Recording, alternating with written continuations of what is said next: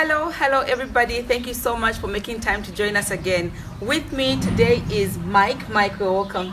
Thank you for hosting me. And how are you? Very fine, thanks. And how are you? Fine, thank you. So we have invited Mike today to help us explain what mental health is. Today's topic, I must say, is rather interesting because many of us have at least heard about it or even seen somebody who's got this same condition. So in short, Mike, what is mental health?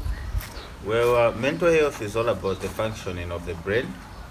It talks about how the brain affects people and how they cope with difficult situations in their lives. It talks about our emotional, psychological, and social well-being. These are the things that ultimately affect how we think, act, and behave in our environment. And when we interact with other people. I remember some time back, I overheard some people saying good mental health, poor mental health, and I didn't understand exactly what those meant. Could you please clarify on that? Yes. So mental health, there are two forms of mental health, or there are two states in which our mental health can be in. When we say someone has got a good mental health, that means their mind is functioning normally, and they are able to cope with difficult situations in life. They are able to interact with people happily, and they are able to do things normally. But if somebody has got a poor mental health, then that means that their thinking capacity is somehow affected. So they are unable to function, their brain is unable to function normally, and they are unable to deal with or cope with the stresses of life as a normal person would do. So you'll find that such people will have mental illnesses, or what are known as mental disorders. These mental disorders come in the form of depression, schizophrenia, anxiety, among others. I see. But is there a specific age group that is normally affected by poor mental health? Well, according to research, it is shown that the age group is between 10 to 34. So we can say that youths are mostly affected with mental health problems. So now that brings me to my next question. Yes. What are some of the circumstances that would lead to one developing poor mental health? Okay, so according to research, it shows that there are different factors that may lead to one to develop poor mental health. Among them are environmental factors, genetic factors, and family factors, as well as socio-economic factors. When we say genetic factors, these are basically the genes that we inherit from our parents. And then when we talk about environmental factors, it depends with the area you grow up with. It could be the climate, the weather, and the food that we consume. Yes, and socio-economic factors, these are stresses that come about because of the economy. Most of the young people are not employed, so that is somehow the worry is making them depressed. The lack of jobs makes them depressed, so eventually that will cause them to have a poor mental health. Yes, please. How am I able to identify if I have some mental health problems starting, or am I able to identify somebody who has a poor mental health? Oh yes. So most of the symptoms of poor mental health are actually prolonged symptoms of mental disorders such as depression, anxiety, and schizophrenia. All of them are actually combined with each other. So basically, we can say that you will realize that if you have a disorganized sleep order, where you cannot sleep according to how you need to rest, the body's requirement for rest. You find that at night you cannot sleep. During the day you want to sleep. So sleep disorders are part of the symptoms that somebody is developing mental health related illnesses or problems, as well as the loss of appetite. A continued loss of appetite is one of the symptoms that shows that somebody is developing mental health related disorders. And sometimes you find that people will lose interest in socializing or doing things that they doing normal things in life.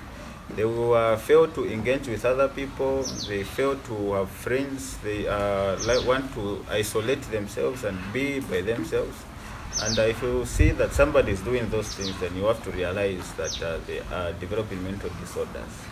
So now that brings me to my next question. You know, like right now we are having this COVID pandemic going on, and most of us are isolating, we're staying away from crowds and all that. Do you think that the pandemic could also contribute to the rise, if at all, in any mental health issues? Oh yes, yes.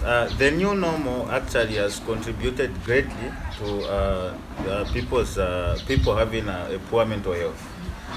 Because under the new normal, you find that people are isolated and people are no longer socializing. And one of the things that you have to do to support good mental health is going out with friends, talking to friends, and having conversations with friends. But you find that under the new normal, we are isolating ourselves. We are distancing from our friends or relatives. So you will find that the isolation will actually affect your mental health and might lead to one having mental disorders. So this is why to combat that or to avoid that, you have to oftentimes communicate with your loved ones, communicate with your friends. This is why in the new age we have got technology. You might use social media to talk to your friends. You might use video calls to chat with your friends, talk to your family and friends. That will help one to have a good mental health state in this pandemic. Thank you so much. One important question I would like to find out from you, Mike, is there any relationship? Is there any relationship between suicide and poor mental health? Thanks for bringing that up. Actually, September is the World Suicide Prevention Month. Oh, and when is September? Yes, yes. So when we talk about mental health and suicide, the relationship is that once someone is stressed, once people are having a lot of pressure, they will have too much emotional pain and they will no longer be able to take it. That is when you realize that some will decide to harm themselves, maybe by taking their own life. So yes, mental health has got greatly contributes to suicide. Yes. Because I remember I watched a movie in which there was this well-to-do man who had a very good and loving family. He had a very beautiful house, very good children, and then after some time he lost his job, and that led to him committing suicide. So do you think that maybe had he reached out to maybe a psychosocial counselor, that would have been different? This is why we keep on emphasizing that once you are having continued feelings of depression, once you are having continued feelings of worry, it is very important that you look for a counselor or a therapist within your area who might help you with suggestions or ways in which you might deal with the difficult situations that you are facing in your lives, because none of us can be able to take all the emotional pain alone. This is why human beings are social beings. We have to socialize with the people around us. So talk to friends, talk to family. They will help you find out solutions other than just holding all your problems to yourself. You might end up taking your own life, which is not the solution at all. Yes. Because they say that a problem shared is a problem solved. So the area you share your problems with people, then you are likely to find the solution, and that will promote a good mental health for you. Thank you. So now, as we wrap up, Mike, do you have any few words that you would share with us on the importance of taking care of our mental health? Well, my emphasis is that people should learn to love themselves and create a self-value, self-worthy, build their self-esteem, find time to put in place stress management or do stress management activities.